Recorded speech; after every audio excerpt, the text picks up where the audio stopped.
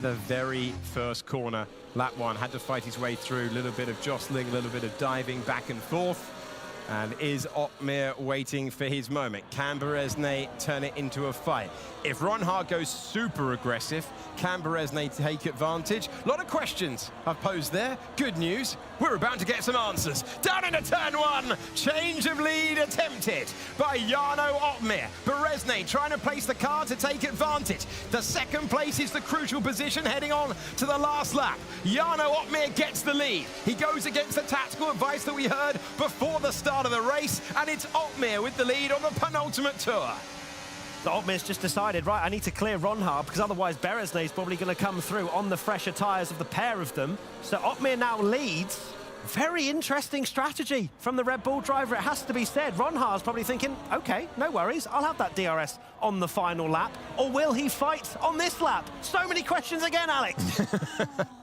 Oh, the answers just keep on coming in this incredibly unexpected, dramatic season so far, and we've only had a race and 99% of another one. We're ready to head on to the final lap. Ronhaar with these old fading tyres, but crucially with the advantage. Does he want to go by in this DRS zone? I don't think he does. He wants to do that in one lap's time, but he might have to make the move because he might have no other choice with Danny Beresnay getting close. They're super late on the brakes as they apply the lock.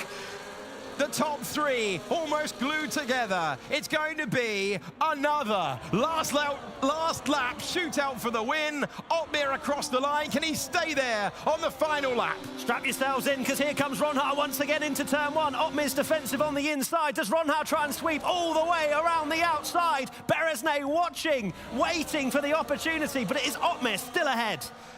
Otmir, crucially, manages to get through one of the DRS zones. It was close, but Ronhaar is still in a good position. Doesn't matter that your tyres are fading. Does he go for the late braking move? The Daniel Ricciardo impression of yesteryear. He can't get by. I don't think he wants to get by. He's lining up for a move for the lead with 3 corners of this race to go. I can promise you, Thomas Ronhaar coming into this race, if you'd have offered him the scenario of lap 28 of 28, your second going into the final lap, would you take it? Yes, absolutely. Here we go. All the questions will be answered in these next few corners. Who's going to win this Chinese Grand Prix? It is all on the line. 0.4 of a second the gap between Otmir and Ronhaar. It all comes down to your exit here, and you can see how much Danny Beresnay is fighting the oversteer as he applies the power. Look at the intensity etched on the drivers' faces as they do the long kilometre run down to the final real braking zone that will decide things. Here we go, on board with Ronhaar. Can he get there? No, the apex is blocked. Brilliant late braking from Otmir, who might have judged that one to perfection. He gets to the final corner in the lead, and Jarno Otmir will cross the line and take the win. It's Otmir, then Ronhaar, then Danny Beresnay, your podium. Jarno Otmir is a winner in sim racing for the 13th time. He's taken the checkered flag in China. Wow, Jarno Otmir. Unbelievable. I'm hearing a few pieces of equipment going flying at the moment in this studio. Not happy for some drivers, but very happy for others. Jarno Otmir, what a drive. We thought he was going to come under a lot of pressure going down towards that final hairpin, but I think he saved enough energy, got a good enough exit round that long right-hander, and just about had enough on Thomas Ronhaar. Such a crucial moment for Otmir to win for his first time at Red Bull. Incredible stuff across the board. Just querying why Ronhaar is showing ahead on my timing page. But Jarno Otmir with a superb performance. And he takes a deep breath, a measured performance across the line. And great battle between those two. Great stuff across the board. But plenty of drama all in there. And the Haas team tried something completely different. And great contest all the way to the end. So Lawrence was absolutely fuming at the end of the race there. Saw him storm out of his cockpit Clearly not happy with how that race unfolded for him. Of course, there was a lot of contact out there. I think the stewards are going to be very busy with that one. Yeah, they certainly will be. There was a lot of pushing drivers off track and everything else in between. But yeah, it's also great to see the emotion within this arena. Yeah, it really is. It really is. And Otmar has scored another win. The story of Ferrari season so far, told by that shot. So it's Jarno Otmar who has taken the checkered flag. Thomas Ronhaar in second. Danny Beresnay completing the podium. Back-to-back podiums for him in the championship. And a really intriguing race settled at the final corner. Brilliant late braking, had to pick his spot. If you go deep and you lose it at the end there by going too long, well, that can make you look very silly indeed. But Otmar played it to perfection. I think as well, an important result for Fassi, of course, showing that it wasn't just a one-off, finishing in P4 in the end, I believe it was. So a really strong result once again for Williams and for Fassi to show that we could have a championship contender on our hands in the name of Ismail Fassi. Yeah, absolutely. So many drivers continuing their really strong form from yesterday, others with a great performance. And Jarno Otmar, confirmation that he has taken the win. Otmar in P1 ahead of Ronhaar and Danny Beresnay, the podium. Ismail Fassi with 12 more points to his tally. Then Alfie Butcher ahead of Otis Lawrence, who's disappointed to see his chance of a maiden podium in the championship disappear. Longue, Pookie, Ido and Tormala complete your top 10. Well, I'll just jump in there. What an epic race. Alex, Matt, I'll let you take a breather just for a second as we watch the drivers congratulate one another. Straight away, your winner there in Shanghai, Jarno Otmar, greeting, I believe, technically the tallest driver on the grid, the one and only Danny Beresnay. And I did mention it before we went to the race. He loves racing in China. Back in 2018, he got a P2, a second place finish. And in 2020 as well, Danny Beresnay picking up a third place podium for him as well. So returning to form and just congratulating them, each one another. Two former teammates at Alfa Romeo back in the day, and of course last season at Mercedes. But as Alex, you mentioned, a first win for Jarno Otmar. Didn't go to plan yesterday due to quali, but he showed that race pace from P11 to P4. I'll tell you what, the return of Jarno Otmar so far, brilliant to see. And as obviously those stewards will have their work cut out later on because it was late braking, it just had everything. Yeah, the hairpin's always going to encourage dive bomb moves, and we saw plenty of them. The difference compared to yesterday and today is that we saw drivers spun around and static at the hairpin. Otmar was really confident in his strategy there, didn't react to the trigger being pulled by others earlier on, and delivered what you have to say was a really assured win.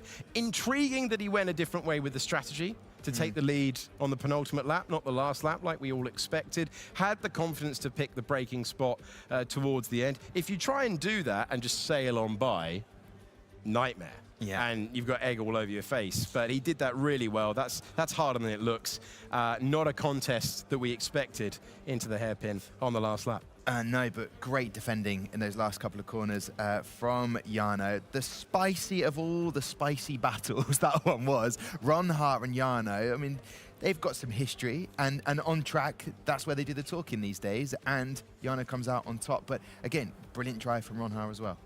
Yeah, look, the pair of them had a fantastic race. I'm sure they'll both take the fact they finished first and second for their respective points tallies.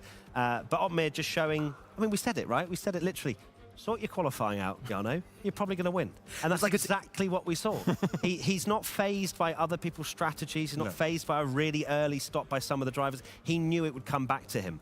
And he's got that racecraft and that awareness to be able to dispatch of drivers that are on slower tyres. Not everybody has that. Some made mistakes today, as we saw out there. But Jarno Otmar was in the position to not have to do too much work from lap one. And look what happened. He wins the race. Perfect. Is the year 2018, is the year 2019 a driver that was back then winning races? He's on the podium again. Danny Beresnay is with Claire Cottingham. On the podium again, exactly that, Danny. Congratulations. A chaotic race, to say the least. You at one point as well fell back to P8. You managed to then fight back for a podium place. Talk me through, if you can remember or digest what you've seen so far, what your race was like. Yeah, esports this year is crazy, and maybe I inspired a few people yesterday because everyone tried to pit now very early and do a massive undercut. So we did the complete opposite, and to some of the cars I had 4, 5, 6 lap fresher tires at the end. I was in an amazing position, came out to the pit at net P11, and then I could make some moves. And lap 24, so 4 laps before the end, I was already on the podium with the best tires. And yesterday you asked me if I'm disappointed that I didn't win the race. I said no, because the strategy was planned to fail at the very last lap, but it still was a great track position gain. But today I'm disappointed because I had the best tires out of all, but Jarno and Thomas worked really nicely together. Not because they are teammates, but they both had the same goal, is to either be P1 or P2 at the last lap. And if they let me be P2 with my fresher tires, then obviously I probably would have been the favorite to win. So they positioned their car perfectly, and I just couldn't win it, but I'm really happy to be the only driver that stepped on the podium for the both times. It's actually not true because, oh, it's true. Jarno was P4 yesterday, yeah, it's true. It's definitely true. You are the leading in the podiums at the moment. You say you could have been the favourite, but just at the end, the battling between the top two could have seen you favourite. So you definitely were threatening from behind. Yeah, I tried my best, but they played it really smart today, and hats off to them. Yeah, absolutely. Still another race to go as well. Are we going to see 3 out of 3 from Danny Perez today? Well, that is always the plan, and my plan is to improve these finishing positions by another 2. But obviously, any podium position, I would sign that contract if you gave it to me for Bahrain and then tomorrow for Jeddah. And on another note of a different driver from a different team, how nice is it to see your old teammate win as well? That must mean something to you.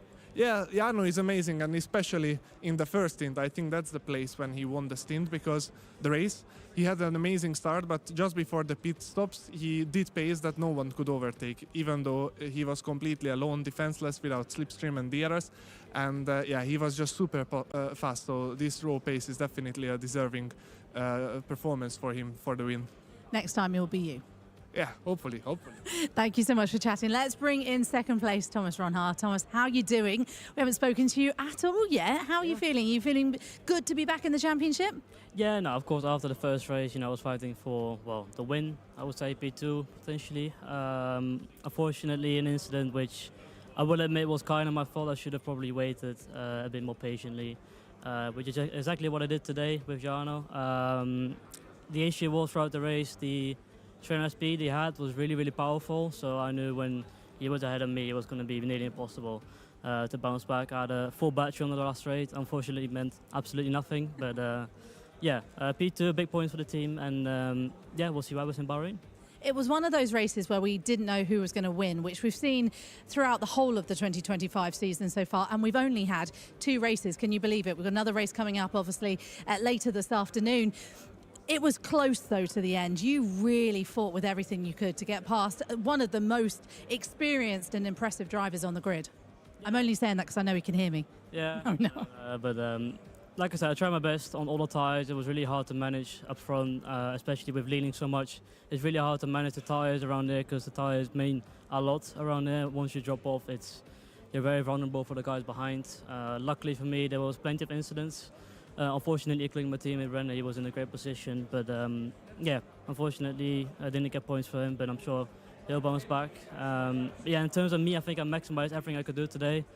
And yeah, heading towards Bahrain, I'm feeling very confident. So yeah, let's see. Bahrain is definitely a track that obviously everyone knows very well. It'll be somewhere that you're planning to go well at. Are we going to see another crazy grid? I mean, ideally, I want to repeat what I did last year, event 1. That would be, the dream. But yeah, it's going to be really, really close qualifying. You saw with the slipstreaming now. I don't know what's going to happen. It's going to be tight as always, and yeah, can't wait. How are you feeling about this slipstreaming conversation? Is that something that's been talked about with the team? I won't go into further details, but the one thing I will say is people do take advantage of it, which is rules are rules. They are there, to be pushed to the limits, which is what plenty of teams did today and plenty of teams didn't do today. That's why you might have seen a mixed up grid up front and at the back, which well, probably be the case for Bahrain as well. So yeah, it's unfortunate because last year we didn't have the tip because ghosting was off. So hopefully for the coming races we can have that fixed. Podium for you, first of the year. Congratulations. Thank you so much. Thank you. Appreciate it. Much to Claire and, of course, to Thomas Ronhaar and Danny Berezny. Danny Berezny, his 18th podium in his career now, but the guy joining us on the desk has just completed the hat-trick of back-to-back wins in China, the one and only Mr. Jarno Opmeer. Congratulations. I want to get your thoughts on how that race unfolded. Yeah, thank you very much. I actually forgotten about that. China was not on the calendar for the past few years. But yeah, it's a track I'm never really strong at when I'm practicing, but for some reason it always goes well in the race, especially in the race when I race on this track. So yeah, I was a little bit surprised that I won this one. Obviously, there's still 2 races more to go, so there's a chance in the other ones as well. But yeah, I kind of expected a little bit more from Melbourne yesterday, perhaps. But yeah, as you guys might have seen in qualifying, it's incredibly close. So if you mess up one corner and the rest is like a decent lap, then you're most likely not making it to Q3. Yeah, I think that's going to be the case all year. I think we've seen all world champions at some point go out in Q1 or Q2. So yeah, it is just very, very tricky. Luckily, it doesn't mean everything. You can come back in the race, which is so much fun. This year, there's a different ERS system, which means that you can recharge faster and keep attacking and attacking and attacking. We do have slightly more dirt here now than at the start of the game, which makes it a little bit harder. Because previously when we were doing league racing, for example, it was sometimes 5 wide into a corner. That's a little bit less now, perhaps slightly more balanced. But it's still quite strong to be in the DRS, but it makes it a lot of fun as well. How do you see so far this 2025 F1 Sim Racing Championship? Is it as unpredictable for you guys, like in terms of some names that we've had up there as opposed to years gone by? It's been very hard for us to judge who's actually going to be quick and on top in the next session. Is it the same for you? It is very hard to judge who's going to be winning every race, because I think there can be 10, 12, 13, 14 drivers winning a race. It depends a lot on qualifying, of course, depending on the track. But the races are chaotic and you have to stay out of trouble, which is very, very tough. You have to take a lot of risk, but at the same time, a 3-second penalty is, if you're finishing P1, it's out of the points pretty much. So yeah, no one really knows. We know who's really fast in qualifying, for example, but then again, you're one tiny mistake away from not being that fast anymore. So do you think the ERS is the reason we're seeing a lot more action this year? Because we've, of course, been like, guys, wait, it's all right, it's coming. The action's coming, whereas, we have the first stint, but then everything goes out the window. Is that due to the ERS, or why do you see that we're seeing more action this year? I think it is mainly down to the ERS. Yeah, of course, there's not that much dirt here, but in previous games, there was a lot less dirt here, I think so, than with what we've had now. And yeah, because you can just keep attacking and attacking, it causes some kind of chaos, especially when everyone is 2-3 tenths. If one person decides to keep the overtake button on, then that's going to be a ripple effect down the entire grid, which is causing some of the incidents, for example, especially in heavy braking zones, long braking zones like in the hairpin. I haven't seen any incidents myself. I saw at some point, I think, Brendan pointing the wrong way. Yeah. But there must have been more, because it's so easy to brake 5 meters too late and you're just not making the corner, and then there's always a car there because it's only 2-3 tenths. Just across the entirety of your race today, you look like you were always managing, that you were always in control. Were there any moments where you didn't think the win was going to come to you?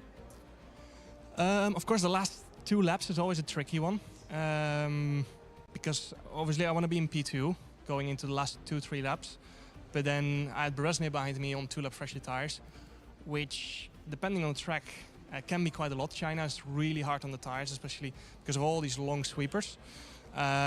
So at some point when Berezny was there, I was like, this is going to be tough. But I knew I had to keep him in P3 until the last lap started. So yeah, I was trying to almost help Thomas before, and then in the last lap, it was all to play for. But I knew I had a tire advantage, especially in that long right-hander. That's crucial, because you got a lot of lateral load, but you also need a lot of traction. So just a tiny tire advantage is such a big advantage through there. No driver knows you better. He keeps popping up back and forth, Danny Berezny in shot. Teammates at Alfa Romeo, when you won your first championship, and at Mercedes as well. As soon as you won today, straight out, big clasp of hands between you two. Is it good to see as another driver like Danny Berezny back in, having a bit of success this year? Yeah, of course, he was phenomenal in 2018, 19, 20. Probably the favorite to win the championship, probably the fastest driver in the world at that point. But again, that doesn't mean anything in F1 esports, because yeah, once you're under pressure, you have to deliver, and that's the crucial thing: executing in qualifying, but also in the race, making the right decisions at the right time. And of course, like Danny struggled a little bit in 2021, 2022. Last year he was already getting back there, and this year he's just the top driver again. You know, he's so far always been in Q3, and yeah, now finishing P3 and P3, so 30 points, that's solid. I think on average you need 15 points to win the championship.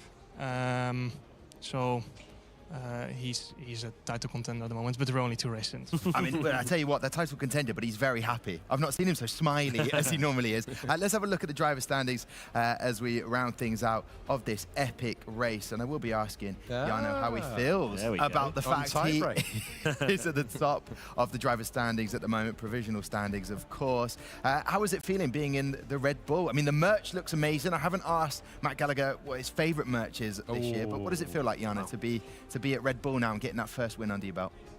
It's nice, of course, but I knew it was going to come sooner or later. There was no pressure for me to straight away win in the first race. If anything, if you're really going to try really hard, you probably end up just in more trouble. So yeah, it's nice, but I knew from league racing that I was going to be near the top. So yeah, I knew it was going to happen sooner or later. Well, the merch is looking very good. Matt, I will ask you that question very shortly, as you saw there, the constructors' standings at a point. But congratulations again, Jarno. A fantastic win there, the first one of the season, probably many more. You look very, very confident right now. That's pretty much it. We're rounding things up here on what has been a fantastic race. Marcel Kiefer will be joining us very shortly with some of his analysis from that race. Where do you think he'll be taking us first in that analysis? I mean, take your pick. You can have a huge amount of fun. You can look at the stops. I want to see lap 1, turn 6. Yeah, of course, Freddie Rez with the wing down. 3 of the big dogs. Also, there was plenty of contact at 10, 14 on the racetrack, so at the hairpin. So yeah, it would be good to see that. Let's hope he's got one of those 2. Yeah, yeah. Although, to be honest, anything he brings is usually excellent. So we'll see. I have to say, I mean, we've had Ismail Fassi here yesterday. He's, a very good race for him, not on the podium again. But in terms of how cool and calm and collected Jarno is, that's quite terrifying. If for other drivers, that he just knew the win was coming. He doesn't feel that pressure, which for other drivers who are just trying to hold their emotions in check, that must be quite a target. He's been there and done that, and he's got a couple of giant trophies to show for it as well. So, to be honest, I might have been a little bit surprised if it was the other way around. No, that is a very true point. Marcel, come on then. What talking point are we going to go to first then today? The race start of Ronha, because I think that changed the whole dynamic. I mean, in the end, he was fighting for the win. So I would say we can straight up have a look at that. So let's put it into split screen mode, so we can actually show the viewers what we have in store here. So all the control. Love there we go. So there it was obviously the lights going on, and then Ronha immediately jumping into the lead and just securing the inside line, which is always useful. Pushes a bit towards the outside to squeeze Ulas, and then job is done. Very nice and clean. And then next up we have the turn 6. Turn 6 from Barry Borman. So he was one of the few drivers that got involved. It was actually, I think, even Duncan Hofland. I noticed it was definitely Freddy, Barry, and Lucas. So far, all good. I actually think Barry could have avoided it. They're just navigating their way through turn 1, 2, and 3, 4, 5 coming up. And then in 6, he's a bit further back, but decides to still cover the inside because of Blakely. And that is actually the mistake that he's doing. You can see the red arrows, he gets spun around. You can see the front end plate is going away from him, but actually, if you pay attention to his mirror, in the bottom right corner. With the You can replay. see the orange. You can see the little orange car right there, popping up. Here We it made is. that replay graphic bigger. Right, sorry. What does he do? Sorry, Master. Here, replay. Are you guys? There we are. No, it's a replay. Okay, fine. Right. Okay. All right. So yeah, no, very good point about the colour of the car in the mirror. That is good detective work. And that's a sort of late move, isn't it, from Barry to kind of move to the inside and the apex I and think- not cover it? He was aware it's Lucas, so he's like, oh my god, if I let him through, then I'm losing definitely a one position for a long time.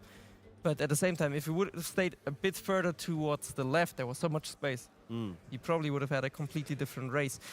So yeah, bit unlucky. What else do we have in store? We have, I think, also the onboard from Rasmussen there, where Freddy he got his damage from. It was similar, he was a bit further ahead, everything got bunched up. He couldn't react. Honestly, this That's was just not unlucky. Freddy's fault, but you can see also in the graphic, it pops up right away. He has damage in the Yeah. front. And that's race Front over, right. right? That's Unlucky. Yeah. He would say unlucky. Season over, but Yeah. it's not over, obviously. Aside from that, one more thing, the Lee crash. And Brandon Lee had his crash in lap 16.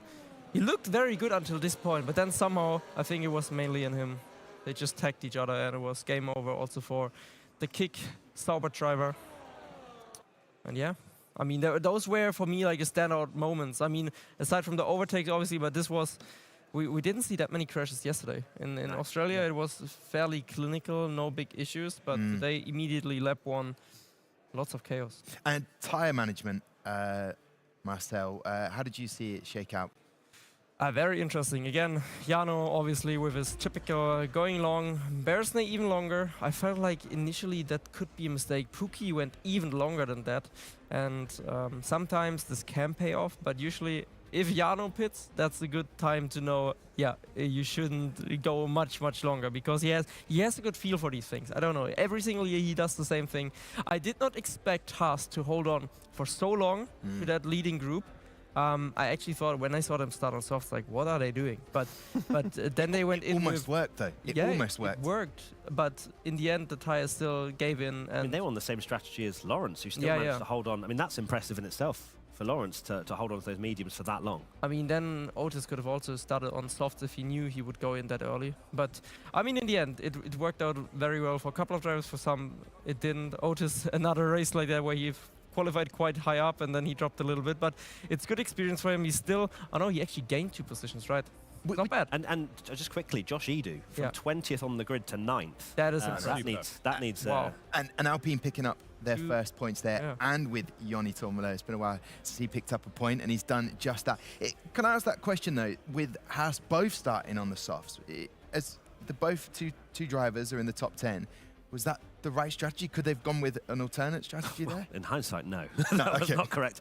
They've clearly gone for track position, haven't they? They wanted to get as far up the train as possible, pit early, and then hold on for dear life. That's essentially what they went for. It didn't work out. Otis showed that you could hold on to the mediums for that long, but sadly, I think they just got caught up in too many battles. And then as soon as you start spiking the tyre temperature and things like that, and you start sliding around and fighting people, it's curtains. Well, they'll be looking to pick up their first point of the season in Bahrain. Marcel, final little clip for us to tickle the taste buds. I mean, it's just in general like my favorite moments of this race. I mean, Janos overtakes. Ulas was also in the mix for quite long. Then suddenly he disappeared somehow. I mean, he had a good first stint and then it kind of just faded away also from him. In the end, he still finished, I think, did he finish in the points? Ulas? that? Yeah. Ulas Adilda? No. No, he Dropped didn't. down. Oh no, okay, then it really fell away from him. Okay. Yeah. But there was a great battle. It was very clean between them. It was just, again, this typical managing the tires, managing position, because track position is kind of everything. You kind of want to be in P2. At the same time, P3 is not too bad. I was really surprised in the end when Jano actually was not under attack anymore from Rona. And this was super interesting. So Jano getting through. Now Rona is getting through Ulas as well. And I think at this point, even Otis took the advantage. That was really, really sneaky from him. But a great move from the youngster. Got pushed a little bit. But the racing in this race was also good. I mean, it was a bit more dirty. But I think it's just this typical lap 1 chaos into the hairpins. They are all expecting maybe they are braking later, like with Freddy. And out of nowhere, there's a car bunching up another car, and it ends like that. I was surprised about Bari fighting this hard with his wing damage, with his old tires. That was for Longue. Yeah. Good team battle for him, but I'm feeling heartbroken for Bari. He looks so sad, but he will make a comeback at some point. Hopefully in the next race we have a battle for the win between maybe Ferrari, Red Bull, Mercedes, Kick.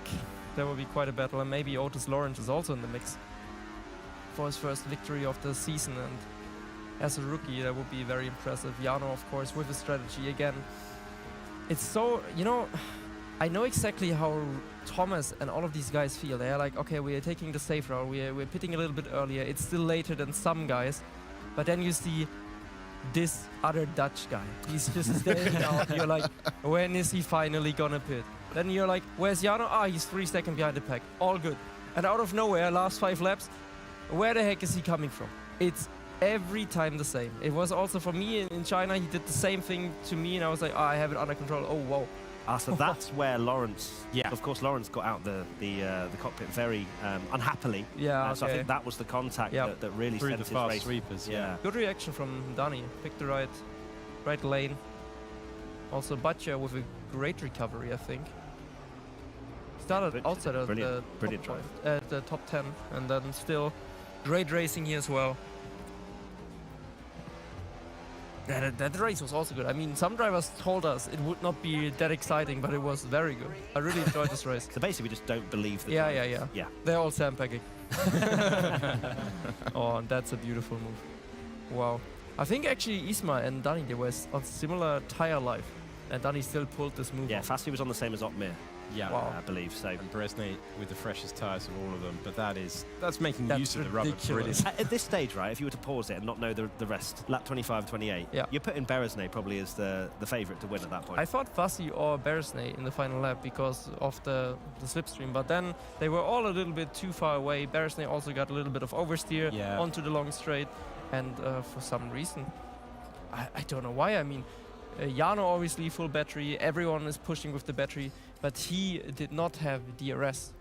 I thought it would be game over for Jarno. I was really questioning why he overtook in lap 27. He did that a couple of times before, and he usually lost the place then and lost the win. But today he executed it perfectly, and he's somehow in China, it seems like he always does it. It's interesting, actually, just before we went live with Jarno, I was like, so did you know? Did you know you were going to win? He was like, yeah, I knew the numbers. So it's almost like, see, they have all the data in the world, they've done all the practice in the world, that he knew exactly what the gap was that he needed. Yeah. Maybe 3.5 tenths going down the main straight with a full battery, and he's got the victory. So you might know these things, but still the application. Dani was very disappointed he didn't get that win. Let's hear the team comms from Dani in the race. The Jarno's pace is crazy. Guys, how do I make this move? Any advice? Push Jarno into pressuring Thomas. Yeah, that's what I'm trying to do. Yep, keep it up. I love that.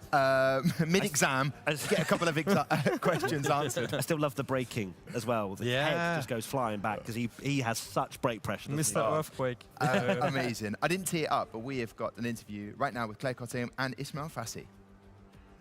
Nearly a podium for you today, Ishmael. It's been such a positive start to your 2025 campaign, though, hasn't it?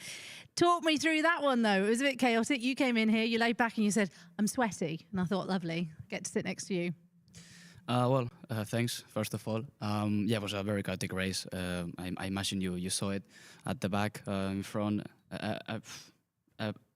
everywhere. On my side was I would say a decent race. I just made my moves.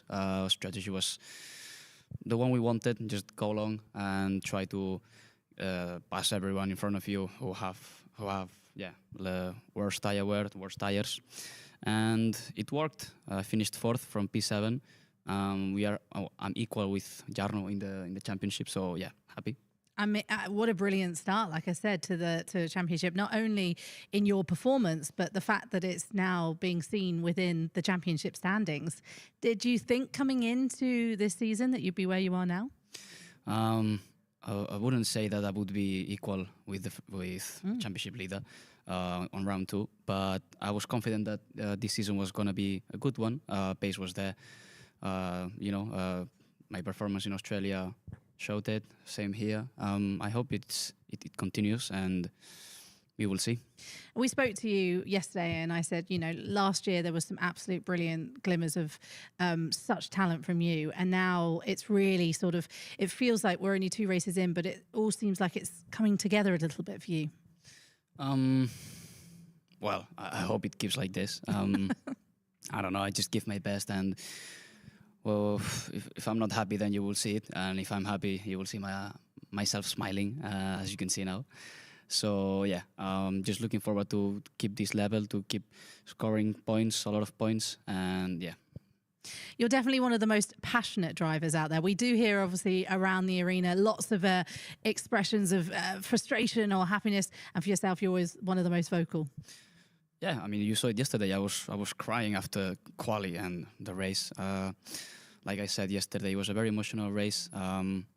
I've been a fan since I was a little kid, so it was very important for me to win this race with my friends, not only my teammates, everyone Spanish. You know, it was a very special day, a very special moment. And yeah, just I won't forget this day. Of course, alongside 3 Spanish teammates. Thank you so much. Let's go again in Bahrain, shall we? Thank you. Great to catch up with Ismail Fasti there. And yes, the Williams guys are just behind. Impenetrable force. You cannot get too close to them. They surround you, and then you are not one of them. But they're having a fantastic time. I'm really looking forward to our next race in Bahrain. Alex, what are you going to do between now and then? I asked you this yesterday. Yeah. Just wondering if Probably head back to the green room and continue yakking to you, to be honest. Perfect. I look forward to it. Marcel, yourself? I will talk to the stewards. That's what I was looking for.